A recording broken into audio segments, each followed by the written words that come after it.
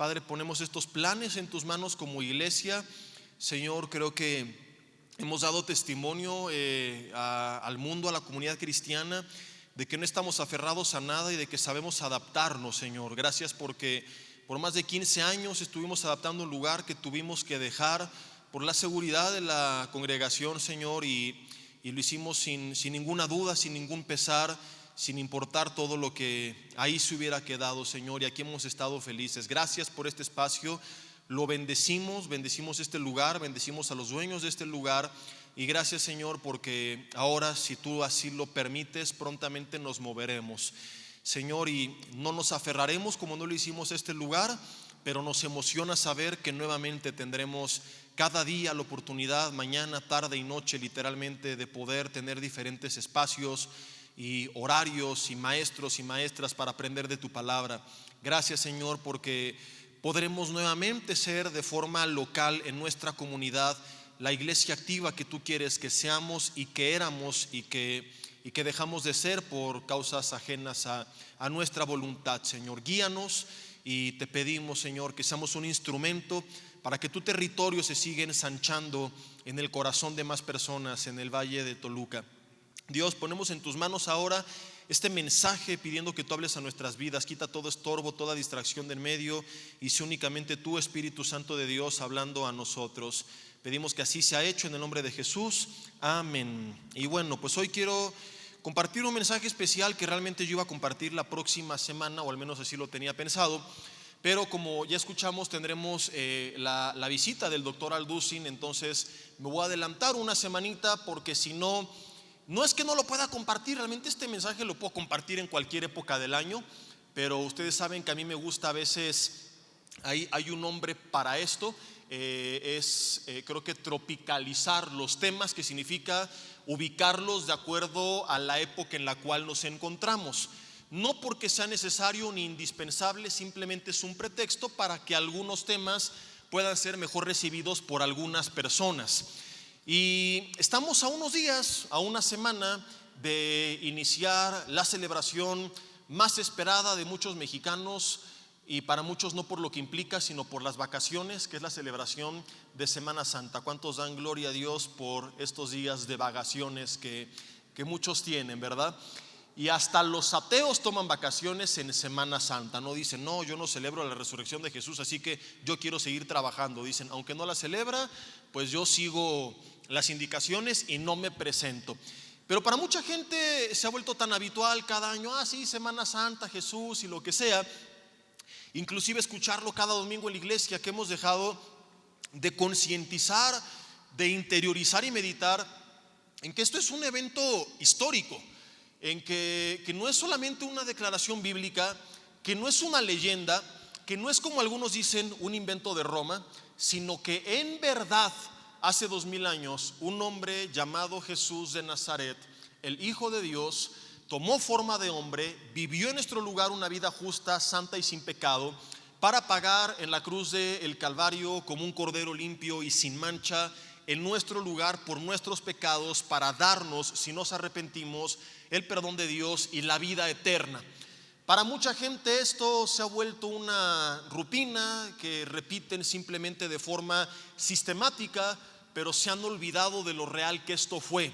Y la Biblia nos manda, además de que nosotros lo tenemos que entender y creer, tenemos también que estar preparados para defender a aquel que no lo piensa de la misma forma. Hay mucha gente que tiene dudas, hay mucha gente que busca pretextos, es cierto, para no creer, que no es que no puedan creer, sino que no quieren creer, porque entienden que reconocer a Jesús implica rendirle sus vidas, y ese es su problema, que quieren seguir haciendo lo que les da la regalada gana y no quieren someter su vida al gobierno de Dios, sino quieren seguir ellos gobernando sobre sus propias vidas, haciendo un desastre sin que nadie les pida ningún tipo de cuentas. Pero hay mucha gente que no es este el caso. Hay gente que está sinceramente equivocada, como lo estaba Saulo de Tarso antes de convertirse en el apóstol Pablo.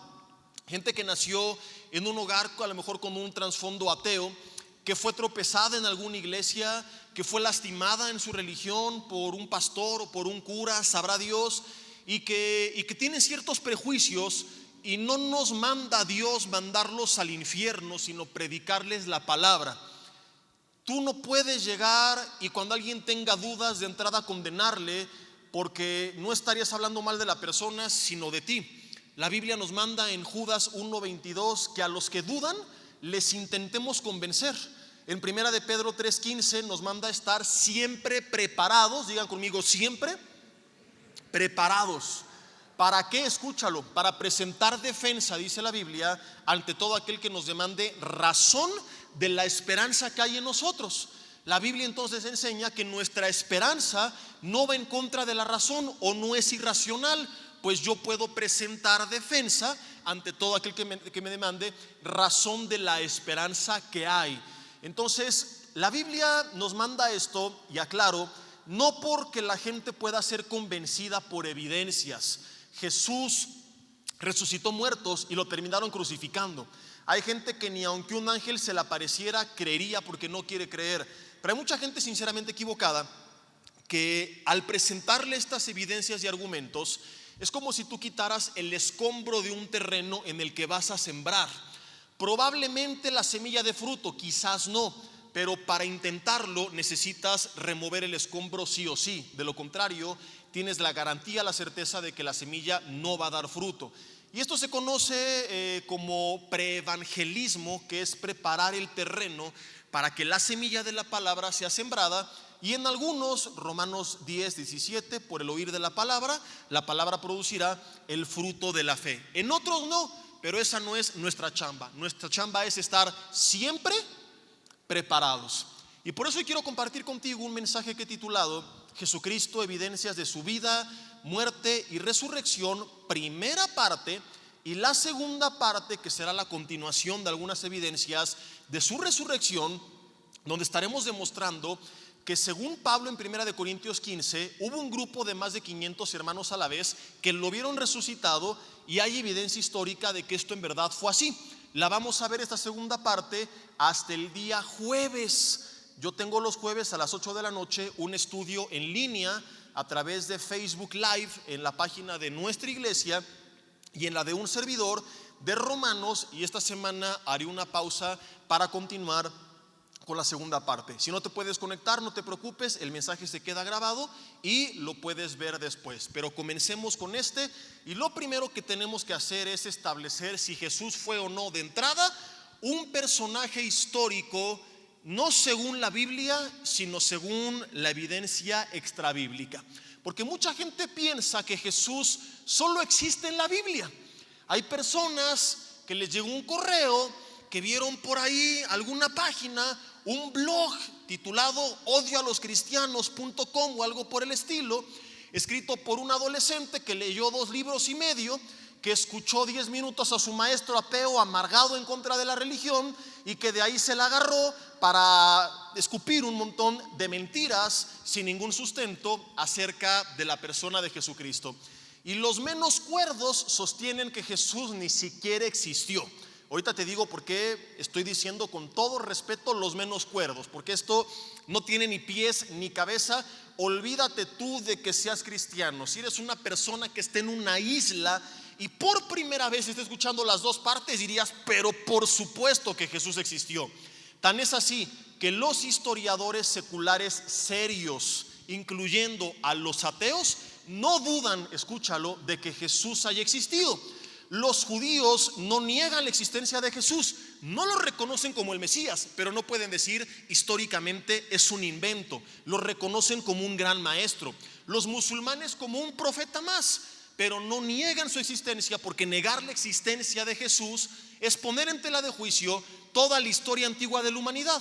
Decir Jesús no existió es decir nadie existió tampoco, porque no hay ninguna persona, ningún evento, ninguna ciudad, ningún tipo de literatura antigua que esté tan bien sustentada y fundamentada bibliográficamente como lo es la persona de Jesucristo.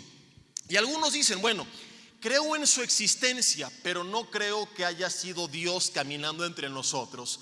Creo que fue un gran maestro, un rabino, pero la verdad es que Roma en el 325, dicen algunos, pues inventó en el concilio de Nicea, a través de una votación, que Jesús era Dios, pero sus discípulos ni siquiera lo consideraron así, ni siquiera predicaban la resurrección.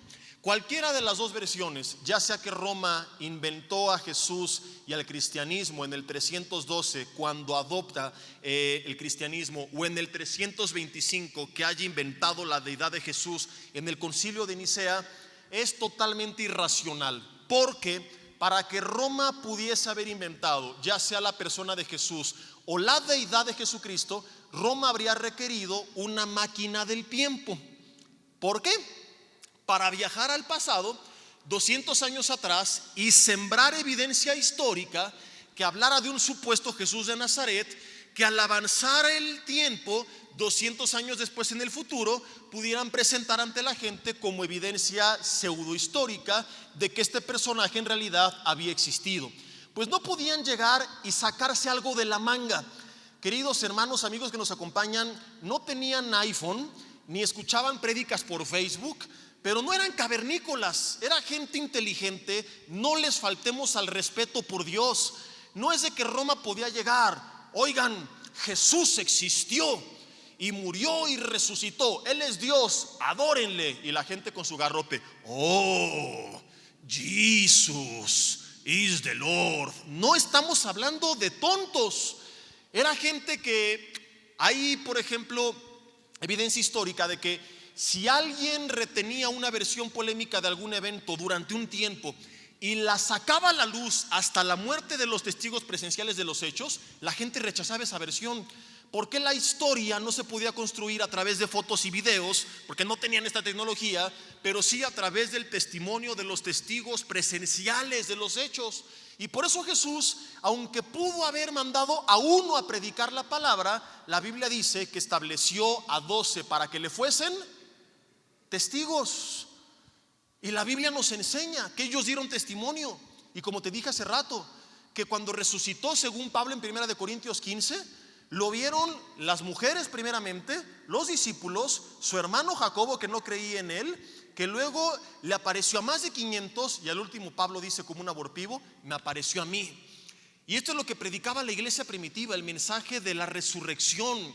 Porque Jesús, dice Pablo, si no resucitó, vana es nuestra fe. Estamos perdiendo aquí el tiempo.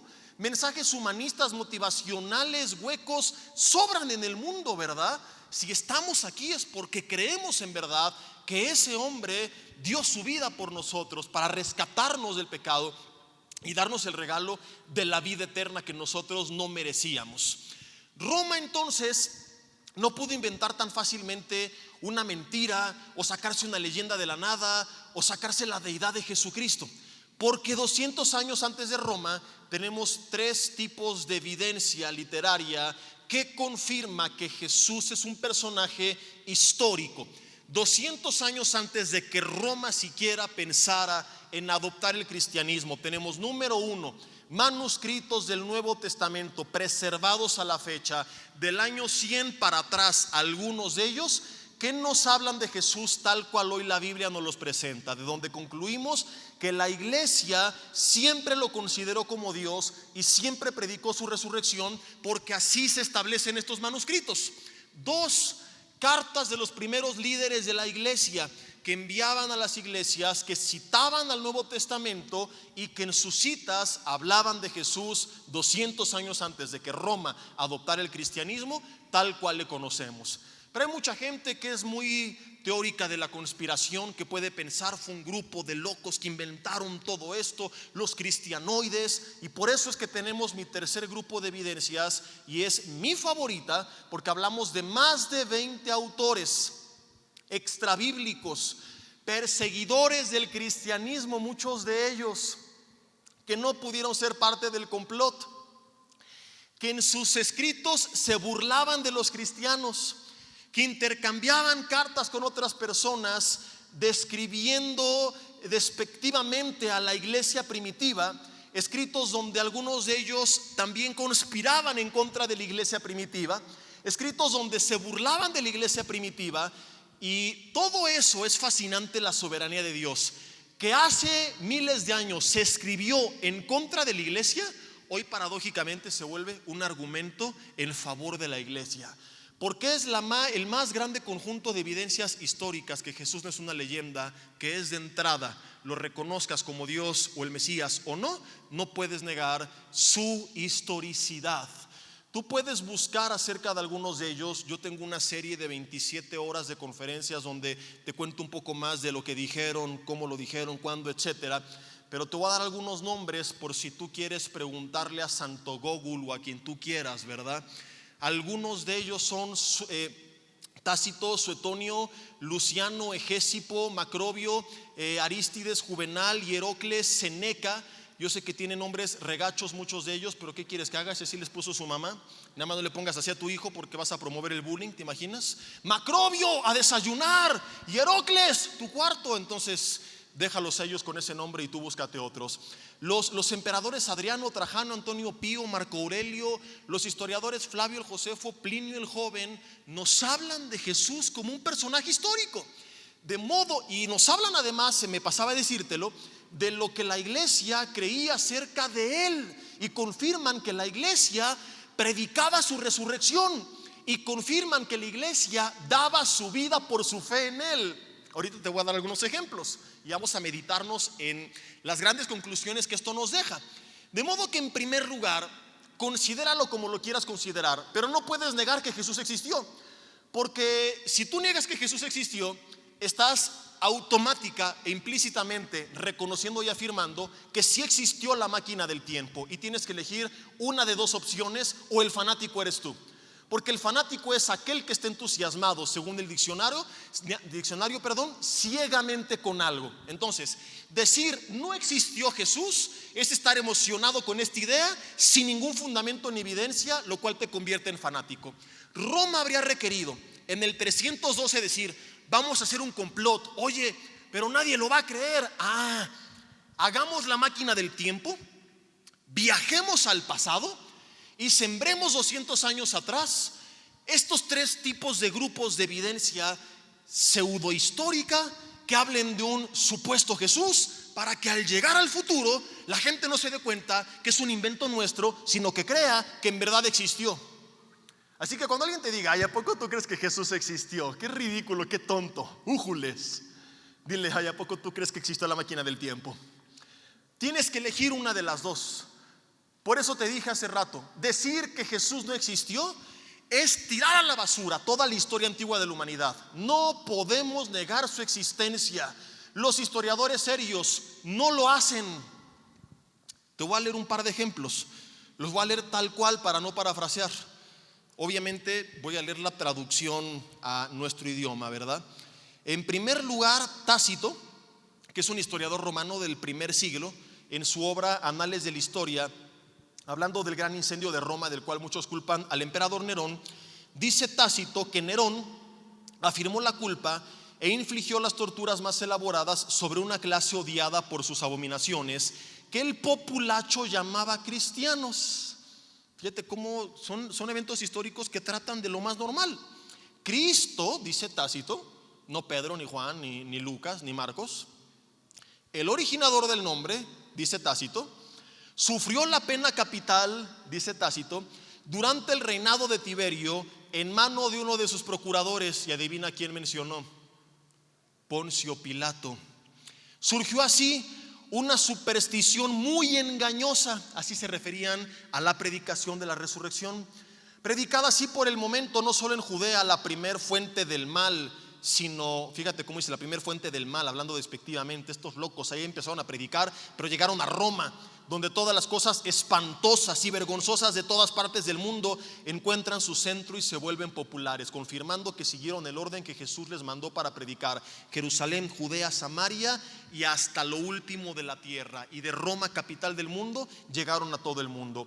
Luciano, que es un escritor griego del siglo II, que tiene algunas críticas sarcásticas en contra del cristianismo, dijo, y se le menciona en Death of Pellegrin, lo siguiente: los cristianos adoran a un hombre hasta el día de hoy.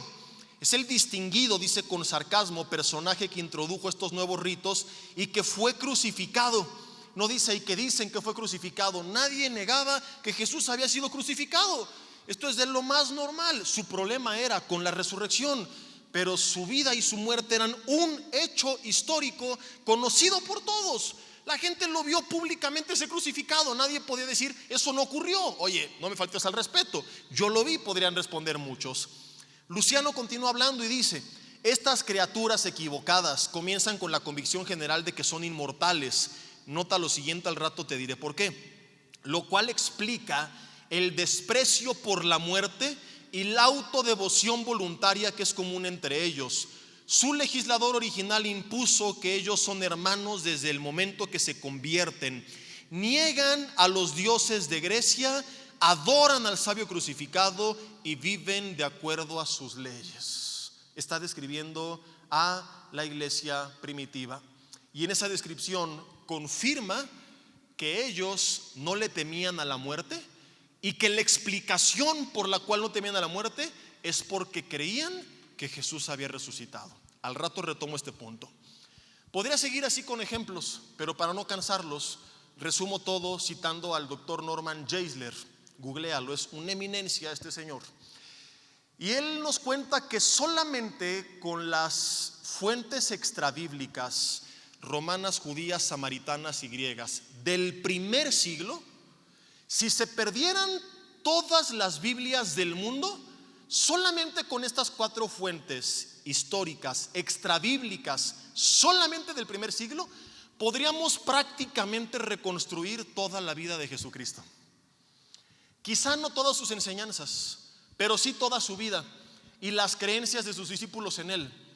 Por eso que, como te decía hace rato, los ateos serios, historiadores serios, pueden decir, no creo en su deidad, pero no se aventuran a decir, no creo que existió, porque es totalmente irracional.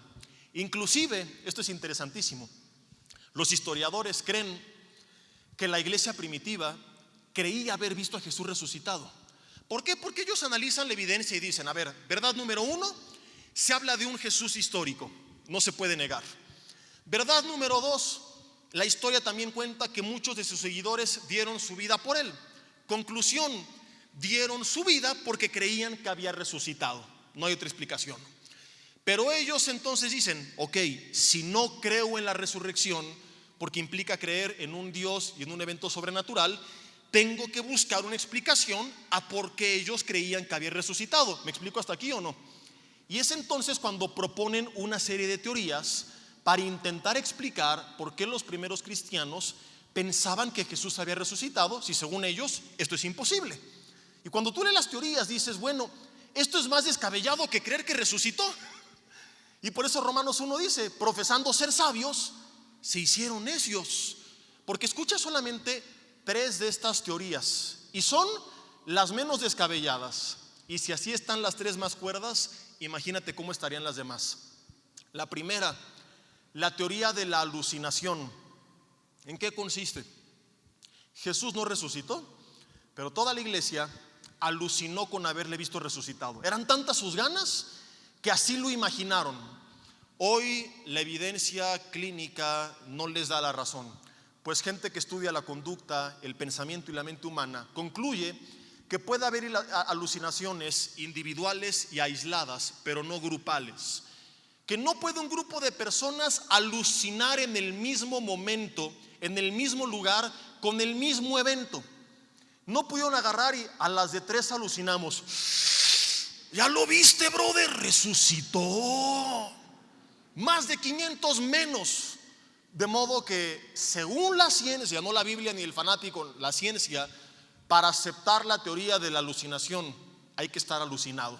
No es probable esta. Segunda teoría, de las más cuerdas, la del intercambio. Camino al monte de la crucifixión, Jesús se cambió con Judas y al que mataron fue al infeliz de Judas y nadie se dio cuenta. Jesús estuvo 3 días aislado y al tercer día finge que había resucitado y se la creyeron. Es faltarle al respeto a la gente de la época. Jesús y Judas no eran gemelos como para que se intercambiaran y nadie se diera cuenta que estaban matando a otro hombre. Aunque hubieran sido gemelos, Jesús viene de sufrir una de las torturas más crueles conocidas por la historia de la humanidad. Al rato te cuento un poco acerca de ella. Camino al monte de la crucifixión, un hombre desangrado desgarrado y cargando una cruz, o al menos la parte transversal de ella, sobre sus hombros, se intercambia públicamente con otro intacto, le entrega la cruz, se la pone en sus hombros, sale corriendo, y el otro, como si nada, sigue avanzando en lugar de la crucifixión y nadie se dio cuenta.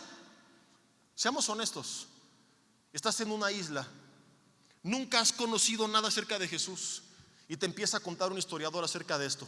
¿Se te haría acuerdo esta teoría? No eres ni cristiano ni ateo, es la primera vez que escuchas y eres un juez dando tu veredicto. ¿Tiene sentido la teoría del intercambio? Siendo imparcial y sin prejuicios a favor ni en contra, no tiene sentido, no tiene pies ni cabeza. Tercera, la menos descabellada de todas, y aún así vaya que lo es. Yo la bauticé como la teoría de Superman, porque si no era Dios entre nosotros el que fue crucificado, tuvo que haber sido Superman. Un hombre común y corriente no pudo pasar por lo que afirman en esta teoría, que señala que Jesús en la cruz quedó malherido, pero no se murió. Y a los 3 días, pues se levanta y todo el mundo creyó que había resucitado, pero la verdad es que lo que pasa es que no se había muerto. Y dices, ¿cómo es posible que después de pasar por una de las torturas más crueles que ha conocido el ser humano en la historia de la humanidad, que según los médicos le habría tomado semanas en terapia intensiva, él a los 3 días se levantó como si nada? Porque de entrada la víctima la amarraban a un poste y con un látigo, con tiras de cuero, con bolas de metal y con huesos afilados, le pegaban 39 veces en la espalda. Al jalar el cuero, dice Eusebio, historiador secular, no es el pastor, los aleluyos, fanáticos religiosos, es la historia. Porque hay gente que se jacta, bola de ridículos. ¿Dónde lo leíste? En un blog de unos ateos, ni sabes quiénes son. No, Eusebio cuenta, las entrañas a veces quedaban visibles de las víctimas. Le traspasan el cráneo, no con unas espinitas como las de las rosas que regalas. Eran espinas de 8 a 10 centímetros. Carga la parte transversal de la cruz sin haber comido ni bebido durante horas, hasta el lugar de la crucifixión. Le clavan las manos a la altura de la muñeca, traspasando los huesos de las manos a la cruz. Le clavan los pies a la altura del tendón de Aquiles, traspasando ambos talones. Y con sus manos y sus pies en la cruz, tiene que impulsarse hacia arriba y hacia abajo para tomar aire una y otra vez por horas. Pide agua, le dan vinagre al rayo del sol. Lo bajan de la cruz, suponiendo que no murió y que alguien soportó eso, lo cual es muy difícil. Lo envuelven con vendas, lo ungen con especies aromáticas y con aceites, haciendo que la compresión sea mayor. Y a los 3 días, este hombre sin comida, ni bebida, ni medicina, ni cuidados de terapia intensiva, ni ningún tipo de atención, de entrada rompe las vendas, ¡pum!, al estilo Marvel, como Superman, se quitó el traje.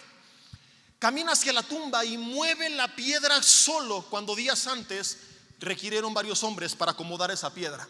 Enfrenta a la guardia del templo y a la guardia romana sin estar armado, les quita las lanzas, las espadas, ¡fua, fua!, como Super Saiyajin, a todos los derrotó. Camina kilómetros de distancia fingiendo haber resucitado frente a cientos de testigos, y al cabo de unos días después asciende volando al cielo frente a sus ojos. Conclusión: si no era el Mesías, era Superman.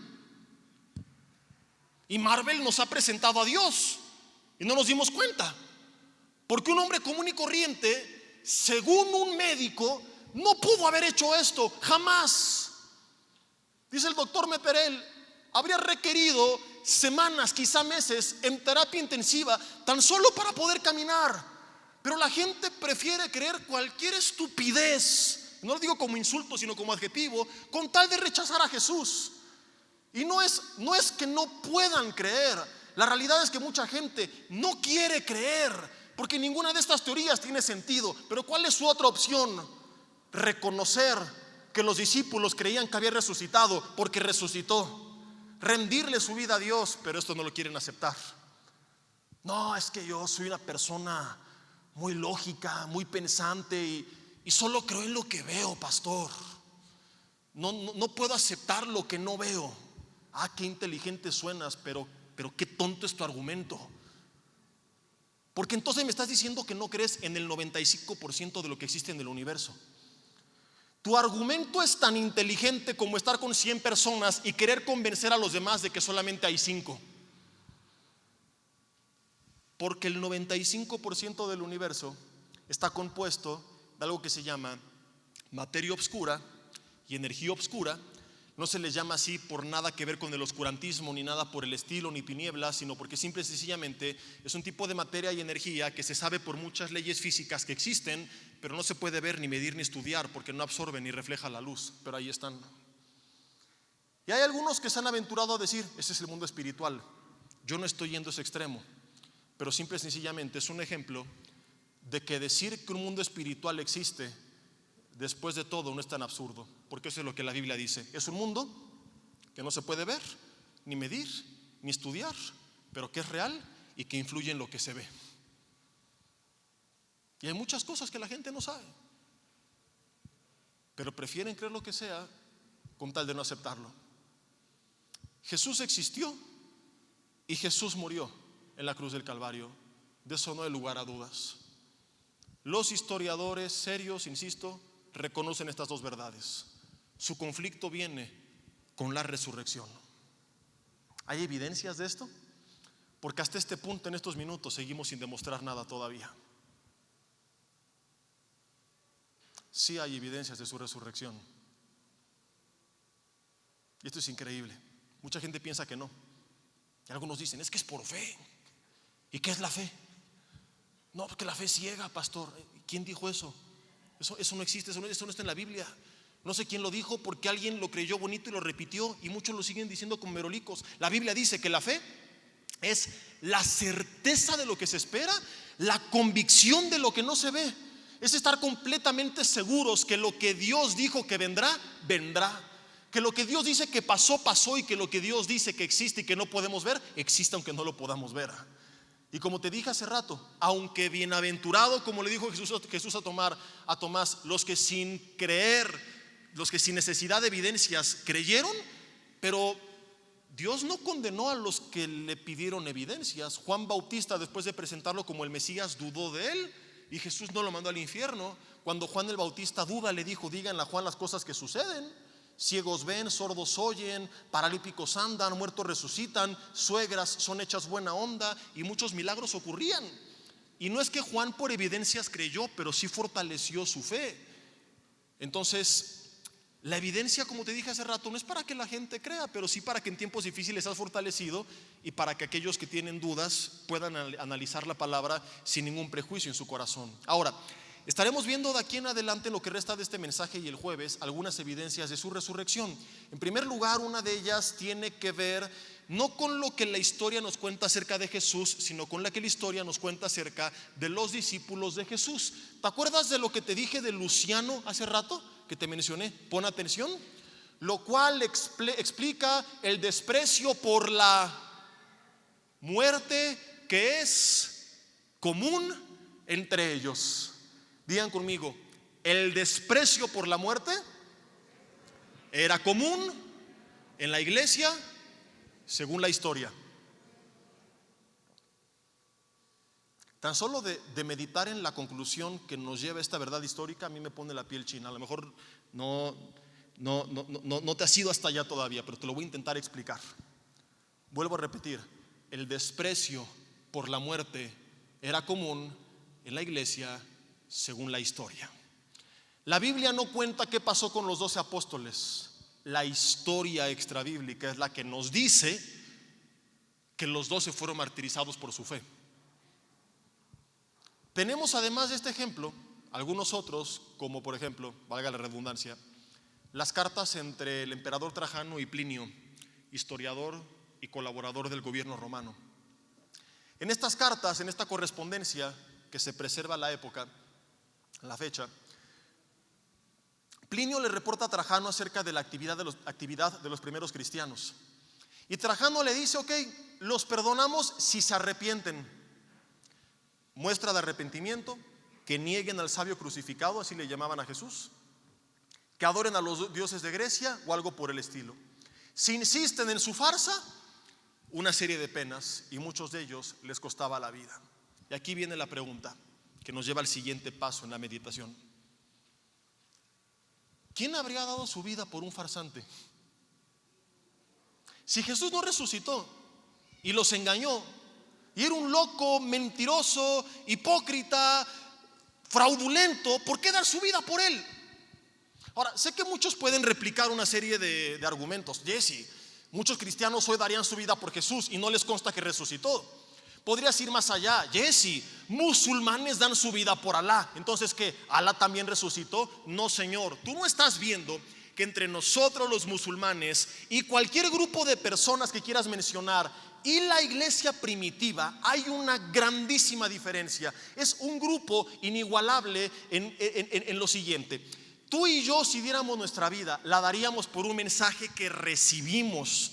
Los musulmanes dan su vida por un mensaje que creen que Mahoma recibió de Alá y que ellos recibieron. Los discípulos serían el único grupo en toda la historia de la humanidad que estarían dando su vida no por un mensaje que recibieron, sino que ellos escribieron.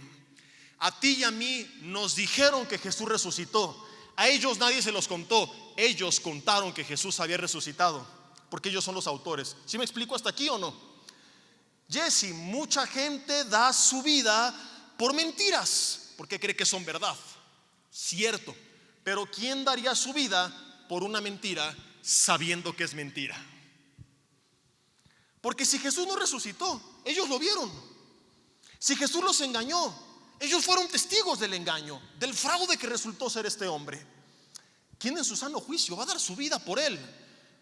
Oye, a lo mejor cabe el argumento de que, oye, por conveniencia, ¿no? Hoy hay mucha gente que, como Pablo dijo a Timoteo, predica por otros motivos, sirva a Dios por otros motivos. Pablo dijo, harán mercadería de ustedes con palabras fingidas. Yo estoy seguro que hay ateos en los púlpitos, hay satanistas en los púlpitos, hay pseudoiglesias que no predican la palabra, sino de lo grande que es el predicador y lo grande que puede ser tú, y es puro humanismo y no es la Biblia, es una secta que se pone el nombre de cristianismo y puras experiencias y ya no es el hombre sirviendo a Dios, es Dios sirviendo al hombre. Pero no es el caso de los discípulos, porque ellos, humanamente hablando, no ganaban nada, lo perdieron todo. Perdían su vida, sus bienes, su familia, su reputación, su trabajo, por una mentira que no les daba nada a cambio. Ahora, supongamos que dijeron esta mentira en honor a la memoria de Jesús, a quien consideraban un gran maestro y amigo, que resultó estar equivocado, que pensó que era alguien que no era, y entonces dijeron, para limpiar la memoria de este hombre, prediquemos que resucitó. De repente, años después, tienes la espada al cuello, tú y tu familia. Puedes salvar tu vida simplemente diciendo públicamente, y esto lo confirma la historia, Trajano dice, los perdonamos si se arrepienten negando al sabio crucificado. Basta que tú digas, ok, mentí, adiós espada, adiós cárcel, eres libre. ¿Por qué insistir? Y decir, como la Biblia registra en Hechos 2, que dijo Pedro, haz lo que quieras conmigo, no puedo dejar de ver lo que he visto ni oído, no voy a obedecer a los hombres antes que Dios. ¿Qué explicación cuerda me puedes dar? ¿Quién daría su vida conscientemente por una mentira, sabiendo que es mentira, que además tú inventaste, que no te deja nada, que te lo ha quitado todo y de la cual te puedes librar? Simplemente diciendo, no es cierto. La única explicación que yo encuentro en mi mente, tratando de ser lo más objetivo posible, es esta. Primera de Corintios 15. Es histórico. Los discípulos y una gran comunidad cristiana del primer siglo dio su vida por Jesús antes que negarle, por una sola razón. Ellos lo vieron a los 3 días de haber sido crucificado levantarse de entre los muertos.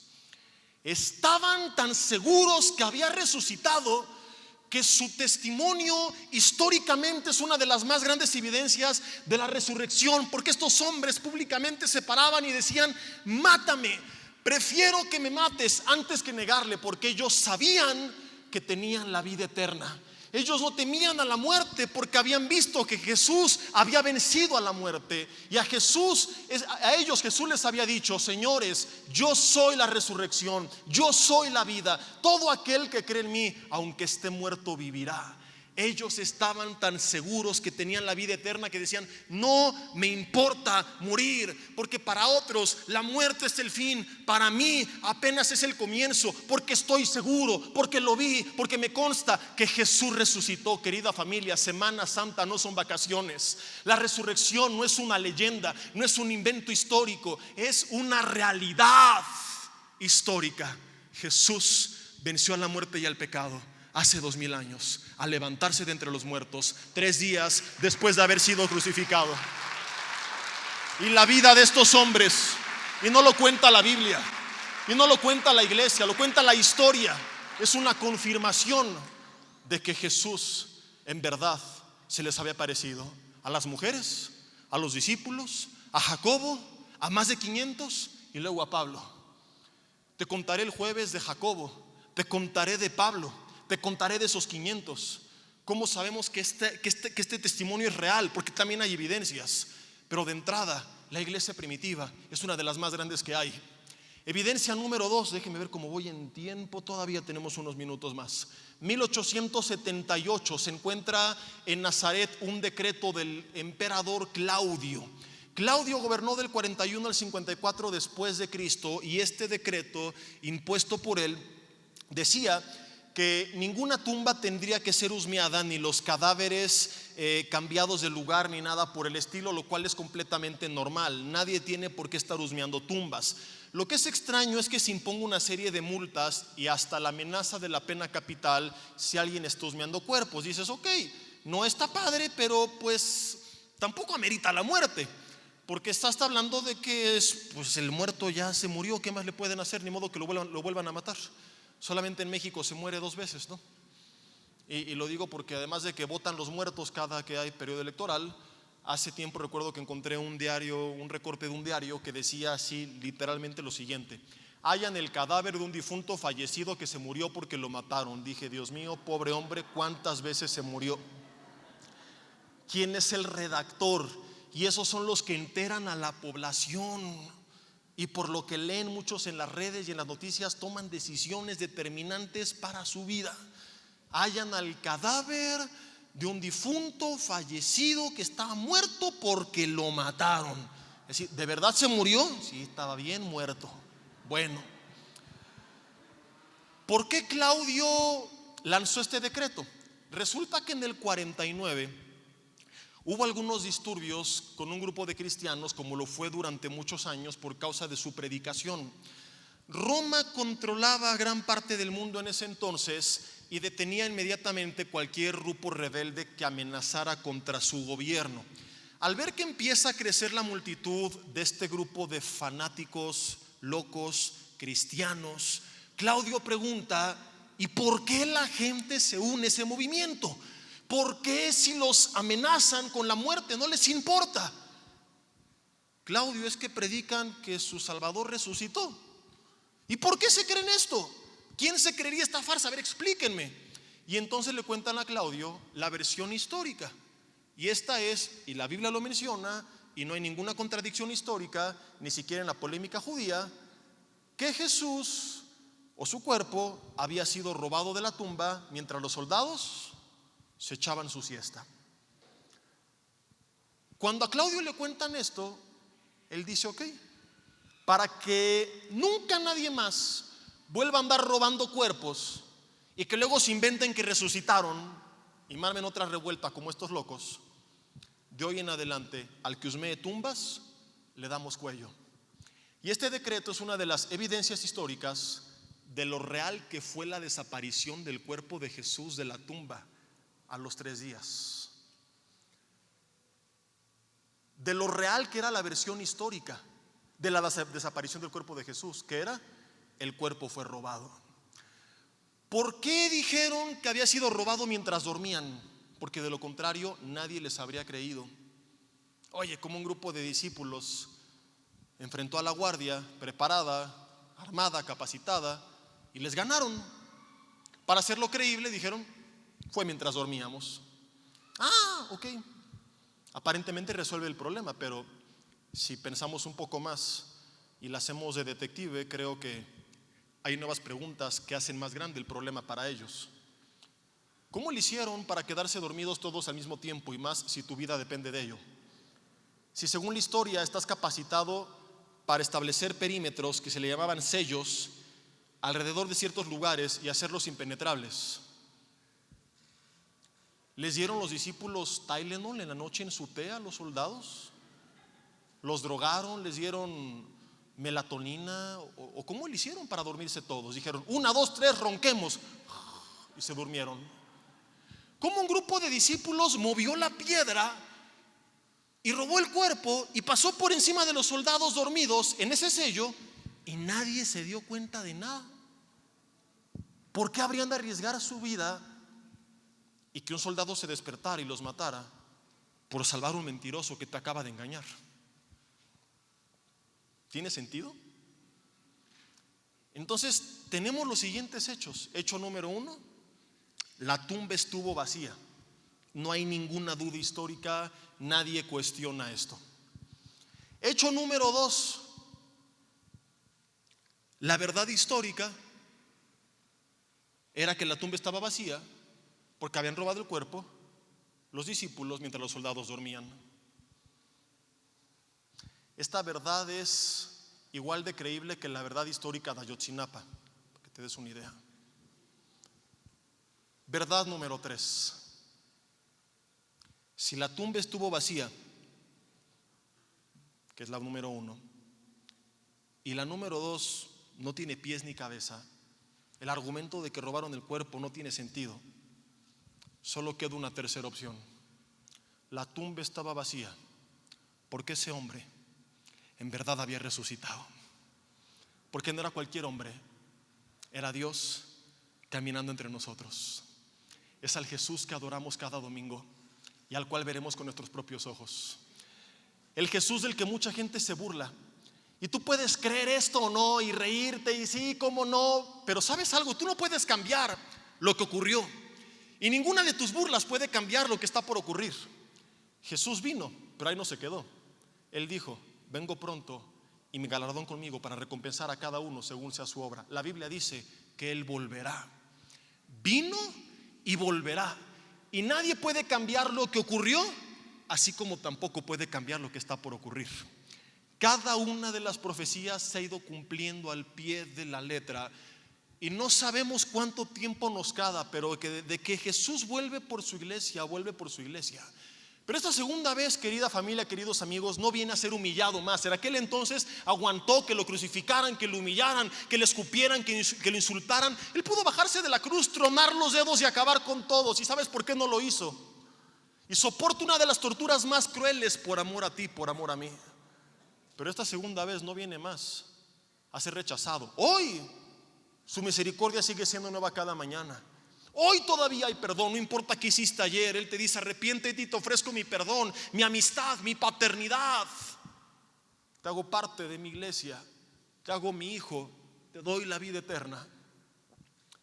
Cuando Él vuelva por segunda vez, la Biblia dice que toda rodilla se doblará y toda lengua va a confesar que Jesús es el Señor.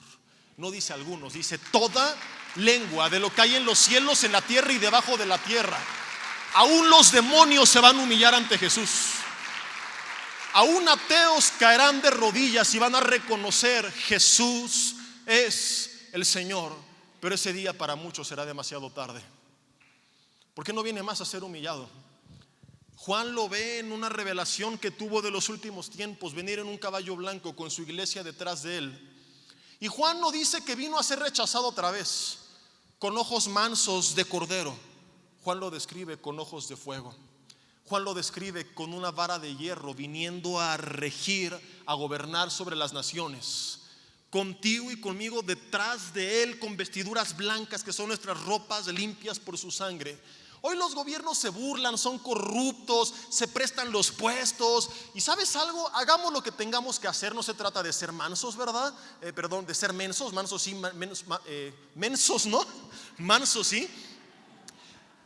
Pero no dejemos que nos quiten la paz, que mi jefe es un corrupto y mi primo ya está ahí, luego se compró una casa y mi vecino y mi papá y mis amigos y no sé qué, y el gobierno y puro fraude y pura corrupción. No te preocupes, no nos dejemos, hagamos lo que tengamos que hacer de forma legal, dentro de los parámetros de la ley, pero no dejes que te roben tu paz, tu gozo, que lo que tienen. ¿Cuánto tiempo les va a durar? ¿Un sexenio? La Biblia dice que nosotros reinaremos con Cristo por los siglos de los siglos de los siglos de los siglos, que nos hizo reyes y sacerdotes, que gobernaremos, y no sobre este mundo podrido, sino sobre la nueva tierra que Él va a hacer. Entonces, ¿qué nos tiene que quitar el gozo y amargar lo que la gente haga? Que es un corrupto y el coche que trae. Tú vas a tener tu caballo volador, compadre.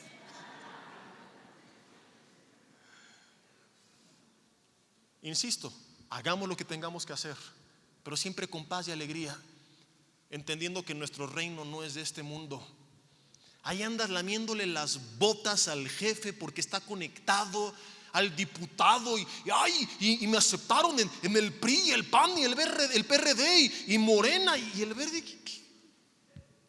Nosotros somos embajadores en nombre de Jesucristo sobre la tierra. ¿Entiende lo que significa esto? Representantes del reino de Dios sobre la tierra. Por eso que a ti y a mí no nos tiene que intimidar nadie. Hay gente que, ay, mira su poder y ay, su coche y ay, su casa. ¿Qué? Está bien, si es buena onda, llévate con él y respeta lo que quieras, pero no tiene que hacerte sentir menos. Tampoco seas prepotente y te creas más. Ubícate en lo que estás. ¿Pero por qué sentirnos menos si nosotros representamos al Rey de Reyes y Señor de Señores? No solamente lo representamos. Alguno dice, soy amigo del gober, soy hijo del presidente. Tú y yo somos hijos del rey, no del de España, sino del de todo el universo. Y su reinado no dura un sexenio, dura por los siglos de los siglos de los siglos. Y por eso Juan dice que cuando él vino a gobernar sobre estas naciones, a establecer su reino sobre la tierra, dice, y vi en su muslo que tenía un nombre escrito, y ese nombre no es más el Cordero humillado, rechazado, inmolado. La segunda vez viene como Rey de Reyes y Señor de Señores, a reinar sobre la tierra, a gobernar sobre todo gobierno, sobre todo dominio, sobre todo principado, sobre toda potestad. Te guste o no te guste, fue real su primer venida y será real su segunda venida. Fue un evento histórico su primer venida y será un evento histórico su segunda venida. Ahí en tu lugar cierra tus ojos y dile: Dios, te doy gracias por tu palabra en esta tarde, por hacerme recordar, Señor, que esto que tantas veces he dicho yo creo, esto que tantas veces he enseñado, pero que a veces en la rutina del día a día lo sistematizamos y lo olvidamos. No es solamente un sermón bonito que predicamos para no enfrentar la realidad de la muerte, como dicen algunos ateos. Es una verdad histórica. Señor, Semana Santa no son vacaciones nada más. Es recordarle al mundo y aprovechar la época que Jesús existió, murió y resucitó. Es recordar que Jesús vino y que Jesús volverá. Es recordar que la historia no ha terminado, que se fue pero no nos dejó solos, que antes de partir dijo: voy a estar con ustedes todos los días hasta el fin del mundo. Existe el fin del mundo tal cual lo conocemos, se refiere esta palabra en el griego, pero no el fin de la vida. Existe el fin de un ciclo, pero para el Hijo de Dios que tiene la vida eterna, el fin será apenas el comienzo. Dios, hoy pierdo todo temor a lo que vendrá. Quizá en el tiempo que vivimos de pandemia, de guerra, llegamos a temer a la muerte. Y aunque seguiremos siendo prudentes como tú nos los mandas, hoy nos libramos de todo miedo, Señor. porque nos queda claro que de todas formas algún día de algo todos tenemos que morir, pero que ese día para tus hijos no es el final. Dile: Dios, perdón si había sido cobarde,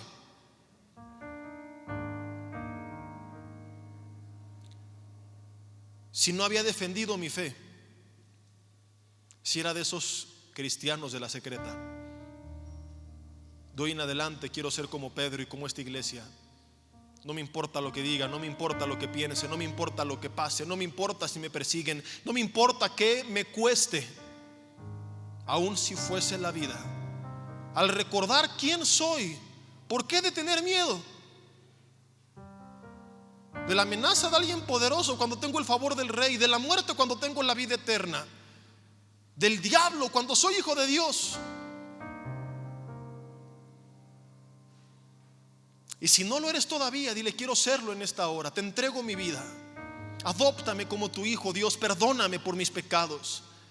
Me arrepiento y reconozco que hay cosas en mi vida que tienen que cambiar, y quizá mi carne ni siquiera quiere ni puede, pero mi espíritu hoy reconoce que te necesita. Dile: Dios, ya no quiero buscar pretextos para rechazarte. A lo mejor no te declaras ateo, pero llevas años amargado con la iglesia. La iglesia o algún ministro te lastimó, quizá fui yo, y lo usaste de pretexto para alejarte de Dios. Dile: Dios, hoy reconozco que la única verdad detrás de todo esto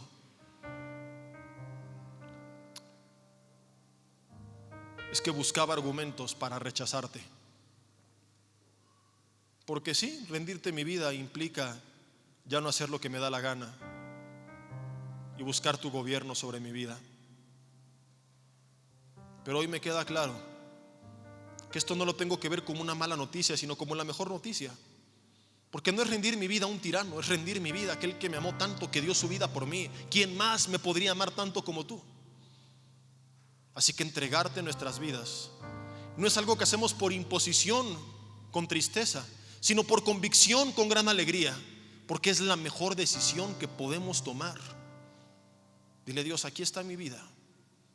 Y de forma simbólica alza una de tus manos y dile: te la rindo. Mi vida, mi familia, mis sueños, mis bienes, propósito, llamado, trabajo, salud, mi espíritu, mi alma, mi cuerpo, todo te lo entrego. Dile: Dios, quiero servirte, quiero hacer tu voluntad, quiero ser tu hijo, tu amigo y tu siervo. Quiero vivir para ti, quiero aprender a conocerte y amarte. Y recibo en esta hora tu perdón por medio de la obra de Jesús, y recibo el regalo de la vida eterna. Y salgo con la cabeza en alto, sabiendo que de hoy en adelante yo soy inmortal, que habrá un nuevo ciclo, pero no será un fin,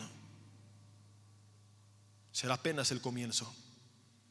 Dile: gracias por amarme tanto, que diste en verdad tu vida en la cruz del Calvario. Gracias porque te pudiste bajar de aquella cruz, pero no lo hiciste. Perseveraste y aguantaste ser humillado y escupido, insultado y avergonzado públicamente por amor a mí. Y ya sea que te hayas rendido hoy por primera vez, o que hace tiempo le entregaste tu vida pero vivías lejos de Él, dile: Dios, gracias y perdón por rechazarte. A lo mejor te confesé, pero la realidad es que en la práctica hacía lo que me daba la gana. Ni siquiera la gente que me rodea sabe que soy cristiano. Eras para mí una religión. Hoy quiero en verdad tener esta relación.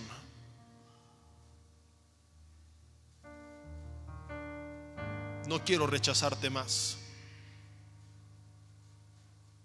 Toma mi vida, Señor, y haz conmigo lo que tú quieras. Gracias te damos en el nombre de Jesús.